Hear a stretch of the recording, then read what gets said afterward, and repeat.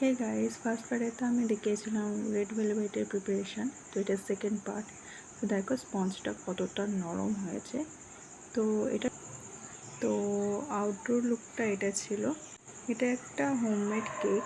তো যে অর্ডার করেছিলেন উনি ঘরেরই পাশে থাকে। তো উনি এটা খেয়ে বললেন খুবই পছন্দ হয়েছে। এটা আমার ফার্স্ট টাইম রেড ভেলভেট। তো ঘরে এসে দেখি অফিস থেকে যে একটা পার্সেল এসেছে আমার জন্য। তো পার্সেলটা আমি অর্ডার দিয়েছিলাম বেসিক্যালি মিশো থেকে, ইলেকট্রনিক ওয়েট মেশিন। তো দেখতেই পাচ্ছ এটা এসে গিয়েছে। তো আমি অফিস থেকে এসেই আর দেরি না করে চেক করতে শুরু করলাম। তো এটার আনবক্সিং একটা ছোট ভিডিও আমি তোমাদের সাথে শেয়ার করলাম। তো এটা বেসিক্যালি ব্যাটারিতে ইউজ করে, চার্জেবল কোনো পয়েন্ট নেই। দুটো ব্যাটারি অলরেডি দেওয়া হয়ে গেছিলো, ভেতরে লাগানো ছিল, দেখতে পাবে। একটু জুম করে দেখিয়ে দিলাম। দুটো ব্যাটারি অলরেডি দেওয়া আছে। দেখো এটা অন হয়ে গেছে, ঠিকঠাকভাবে লাগিয়ে দিয়েছি। তো এটাতে আমি তোমাদের ওজন করে দেখাবো কীভাবে কী করতে হয়। ফার্স্ট টাইম আমিও খুব এক্সাইটেড তোমাদের দেখানোর জন্য।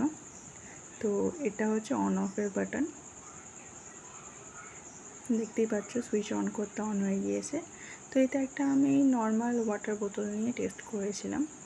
তো এই দেখো কত গ্রাম আছে, এভাবে বোঝা যাবে। তো বেসিক্যালি এটা আমার কেকের জন্যই কেনা, যাতে কাস্টমারদের না প্রবলেম হয়, যে হয়তো ভাবতেই পারে যে আমি কম ওজনের কেক দিচ্ছি বা কেক কম দিচ্ছি। ওই হিসাবে একটা প্রুফ হিসাবে এটা ইউজ করা। আর বেসিক্যালি নানা ধরনের ইউজের জন্য ইউজ হয়। তো থ্যাংক ইউ, স্টে টিউন।